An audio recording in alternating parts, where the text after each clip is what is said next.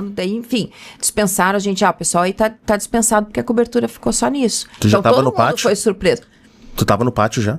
Tava na Posicionada? entrada, mais ou menos, não tinha, tava lá... No clima ali do jogo, No clima né? do jogo, ali na Nossa. entrada do jogo ali e tal. E daí foi passada a orientação pra quem tava ali ao redor que não ia ter mais a nossa participação.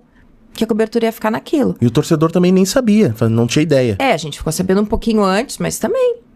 Tu entrou no estádio pra ver o jogo? Sim. Meu Deus. Tinha lugar de... Daí fiquei como convidada, porque daí não ia mais trabalhar. Daí subiu todo mundo ali que não tava trabalhando. E ficamos no último anel, assim, só vendo o jogo. O que foi uma pena, a gente queria trabalhar. Mas aí também vi o jogo, só que daí vi o jogo, né? Sim. Então a gente falou bastante de futebol e tem tanta coisa aqui pra gente conversar, claro que não vai dar tempo de tudo, mas tu fez diversas reportagens marcantes e eu queria falar um pouco sobre o caso Evandro. Se a gente isso pode já conversar foi bem um recente, pouco, exatamente. conversar sobre isso. Eu pergunto pra muita gente aqui de Curitiba, do Paraná, se eles lembravam na década de 90, quando isso tinha acontecido. A Luciana, minha esposa, a família dela tem casa em Guaratuba, e eles dão alguns relatos bem interessantes. Eu quero saber o teu relato. 1992, eu acho que foi, Isso. né? 1992, e depois tu fazer essa cobertura relacionada a esse caso que... Bom, primeiro podcast, depois livro, depois série. E eu acho que o Brasil inteiro tá sabendo e ninguém sabe o que aconteceu. É um grande mistério, né? Na verdade, a gente sabe que o menino morreu, depois teve toda, né, a revelação, que foi super recente. Mas a cobertura foi o seguinte, eu ainda não trabalhava, eu estava na faculdade quando houve todo aquele sumiço dos meninos, né, de Guaratuba e bruxas de Guaratuba e tal. Aí, quando eu entrei na TV, eu cheguei a fazer um julgamento, algumas revisões no tribunal do júri, se não me engano, do... Ai, me fugiu o nome deles, enfim, dos outros 3 que participaram, né? Tinha o Oswaldo Marceneiro e outros... Não lembro o nome. Me fugiu o nome deles agora. Mas teve os julgamentos ali, eu cheguei a participar ainda.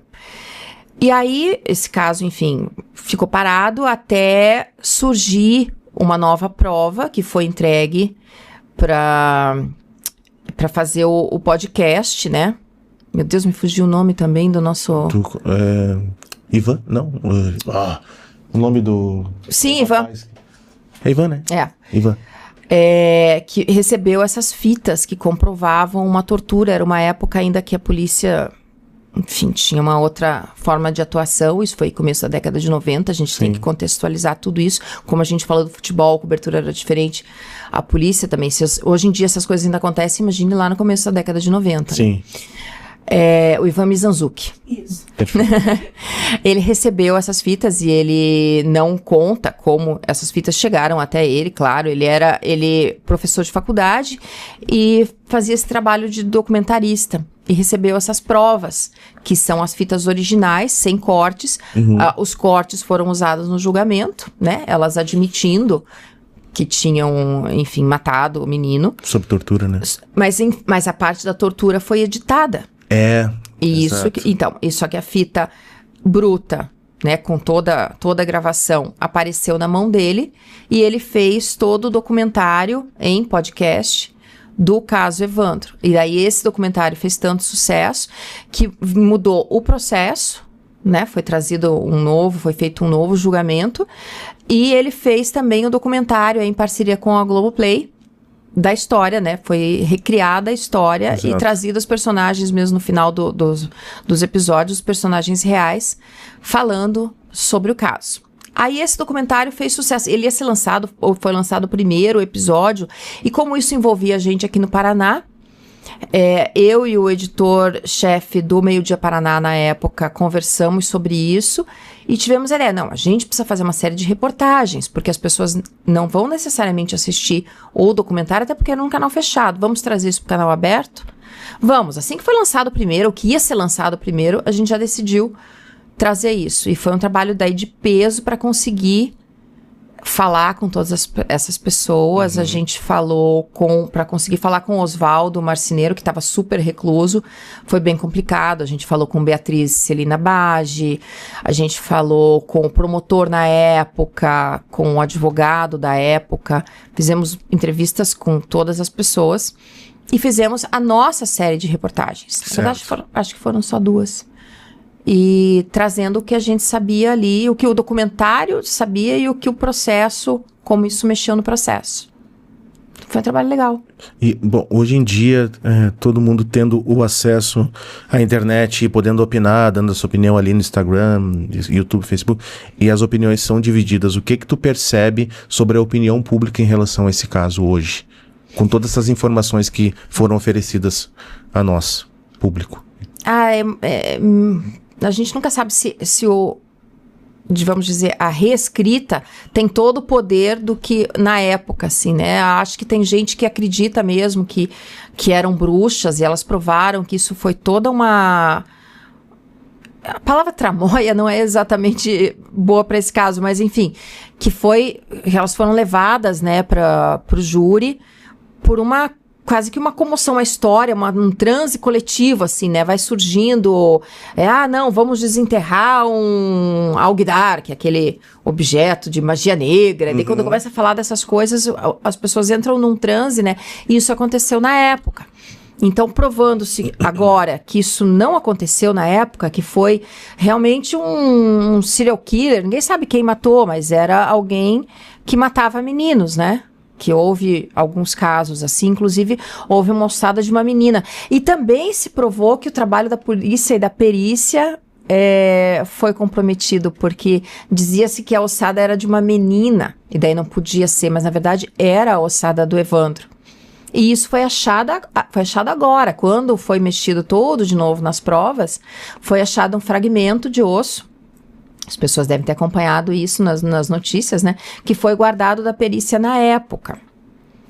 E a perícia tinha muito menos condição técnica de fazer um exame de DNA na década de 90 do que tem hoje. Foi feito um exame mitocondrial, que é uma parte da célula. Naquela época tentava se achar o núcleo ali, o DNA, de uma coisa que já estava meio deteriorado e não se conseguiu chegar...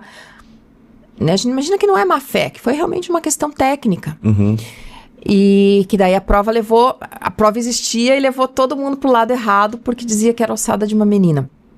E aí se comprovou que era ossada realmente de um menino, que era, não só um menino, mas era o Evandro, através dos parentes deles, né, que ainda vivem, irmãs, enfim, fizeram o exame.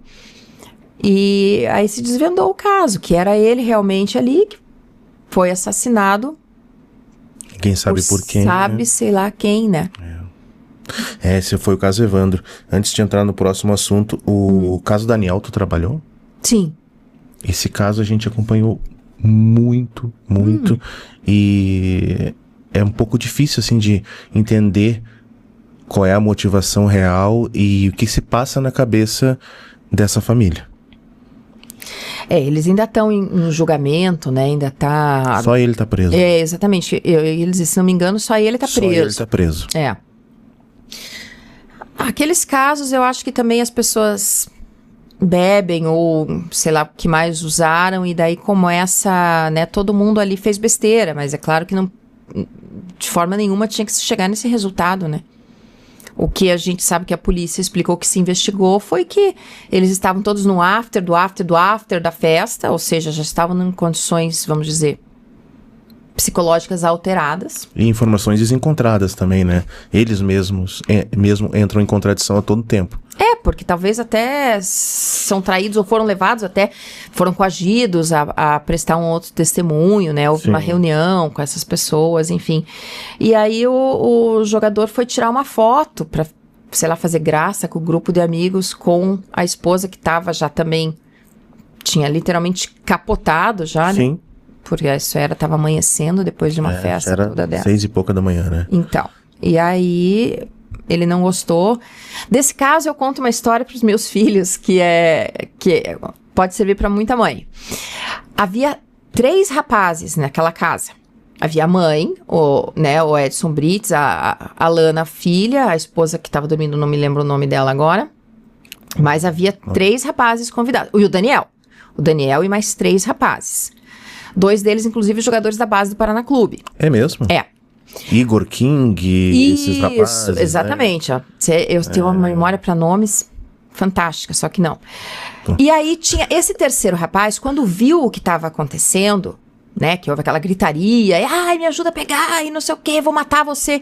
Esse terceiro rapaz pulou o muro. Então, ele não participou disso. E a gente não sabe nem quem é.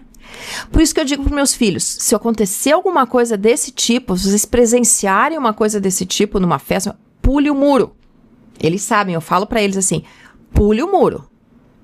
Porque houve realmente, o rapaz pulou o muro alto e não participou. E os outros 2 rapazes que estavam lá foram, vamos dizer assim, levados a isso, porque eles tiveram que ajudá-lo.